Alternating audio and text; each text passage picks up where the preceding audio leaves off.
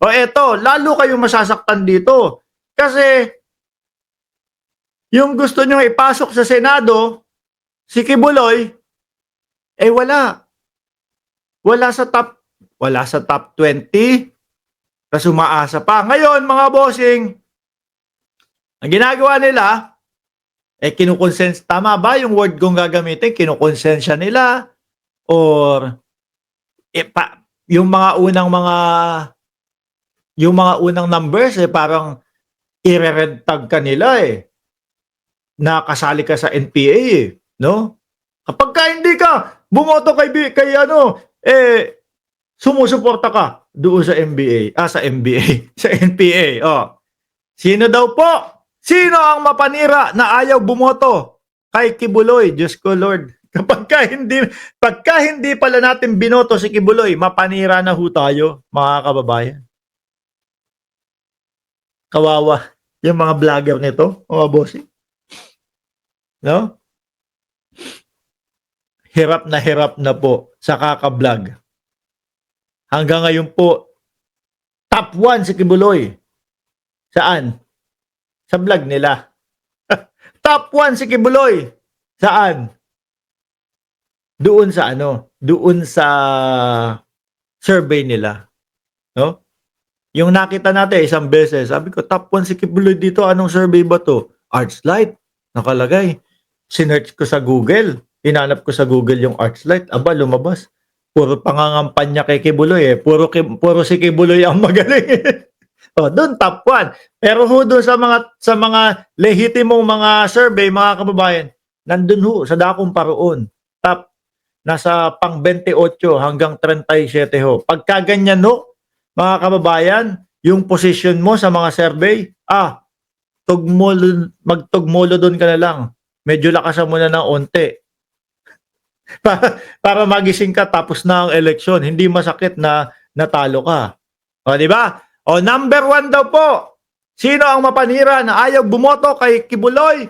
Mga miyembro ng NPA. O, ibig sabihin tayo, dahil ayaw natin iboto si Kibuloy, miyembro tayo niyan. Mga leftist, communist, leaning group.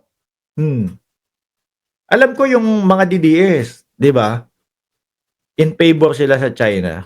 Mas suportado sila sa China pag pinag-uusapan ho yung West Philippine Sea.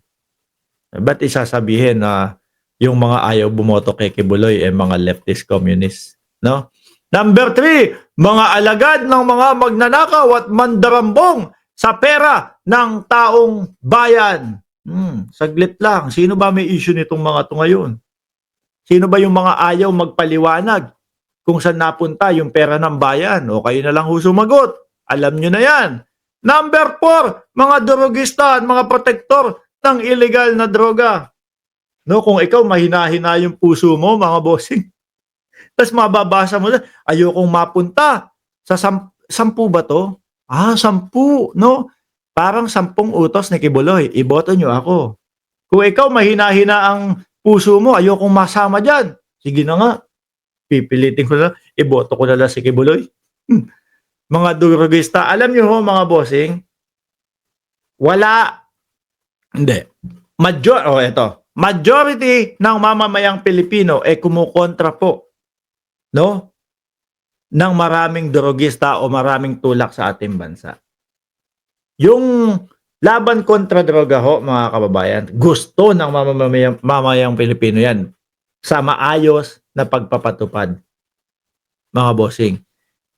Sabihin ko na, 98% ng mamamayang Pilipino gusto po na masugpo ang droga.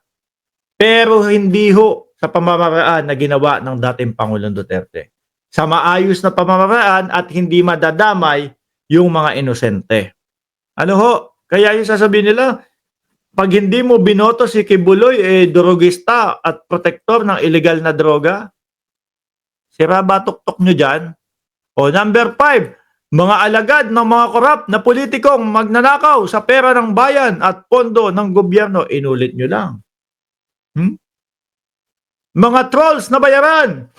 May mukha naman ho tayo, no? Yung trolls walang mukha.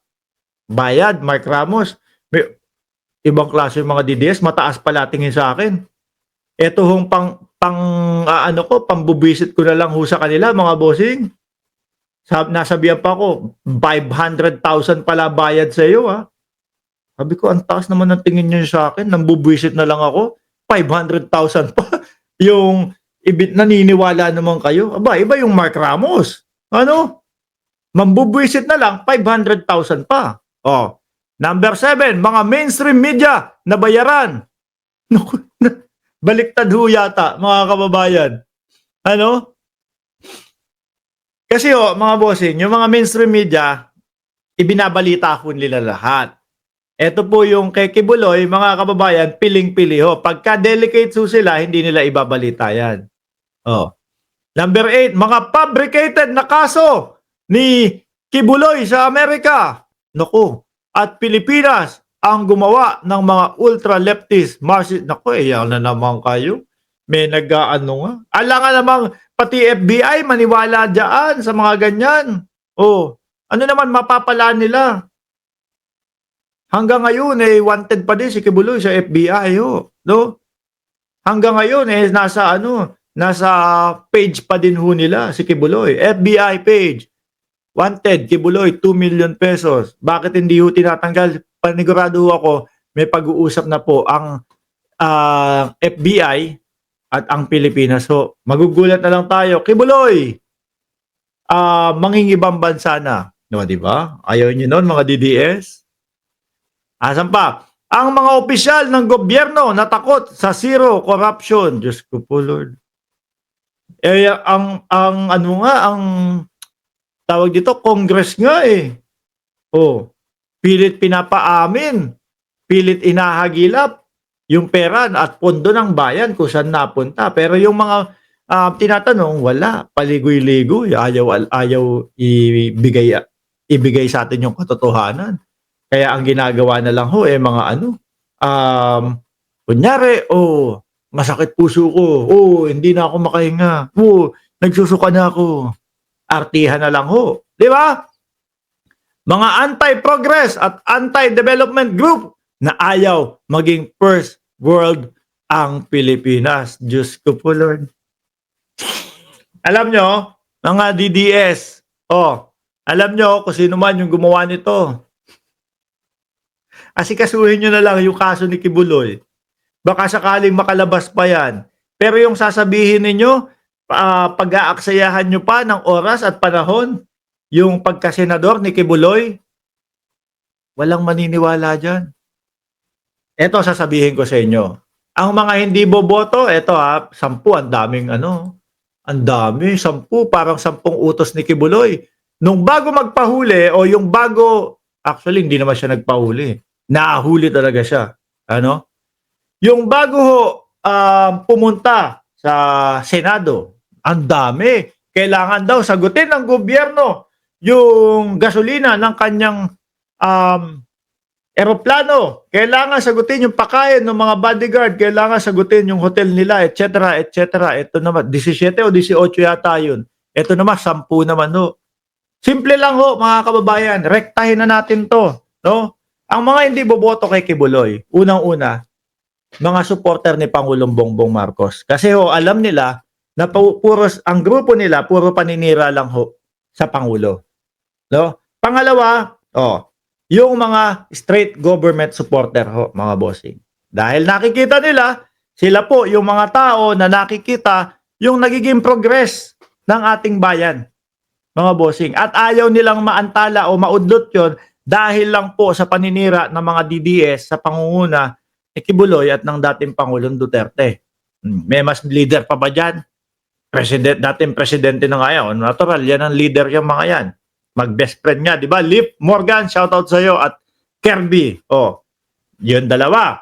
Pangatlo, mga bossing, kakamping.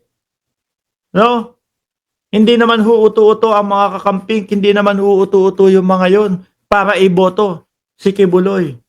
Iilan lang naman po ang grupo, no? Sa politika, mga kababayan. DDS, kakamping, yung tinatawag nilang pulawan na tayo. Oh, meron pa ho bang iba, mga kababayan? Etong dalawa na 'to wala na ho si Bakna, 'no? Hindi na sila iboboto. Oh, ang boboto na lang DDS. 'Di ho ba, mga bossing?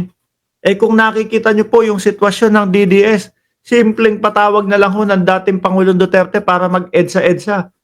Wala hong pumupunta. 'Di ba? Yung sitwasyon no ng DDS, mga kababayan, na hindi po mapuno isang court na ano, isang full court. Kaya sa susunod kapag kayong kayo nag-rally-rally, half court na lang, okay na yun sa inyo. Imbis na magbayad kayo ng 400 per oras, eh at least 200 na lang per ora, di ba? Tipid pa. Ipakalat nyo yung mga bangko, no, kada sulok nung half court. So, di ba? Kahit ano pa po ang sabihin nila, 10 utos ni Kibuloy, o yan, kung saan ba ako tuturo, kaliwa o kanan. Kahit ano pong sabihin nila na kung sino yung mga hindi boboto, kahit ano pa sabihin, mga NPA kayo, mga sumusuporta kayo sa mga magnanakaw, kahit ano pa pong sabihin nilang ganyan, hindi po sila iboboto niyo mga yan, mga bossing. Ano? Kaya, eto pong pangarap ni Kibuloy na maging senador, anak ng tinapaka. Anak ng Diyos. Oh, gawin mo, imbis na senador, ang target mo, mayor na lang dyan sa Oblo. Mukhang matatagalan ka pa dyan, ha? Oh. At mukhang makalabas ka man dyan, eh ididiretso ka naman sa ibang bansa. Yan. Basta Kibuloy, pag ikaw ay ng ibang bansa, wag mong kakalimutan yung aming chocolate, okay? Oh. Hindi yung chocolate na galing sa, baka ibigay mo sa amin, chocolate na galing sa, ano, doon, yung pala, pinaghugutan ng batuta. Ay, sige na nga ho, mga kababayan. Maraming salamat and God bless po sa ating lahat. Ano ba yung mga nasabi ko nung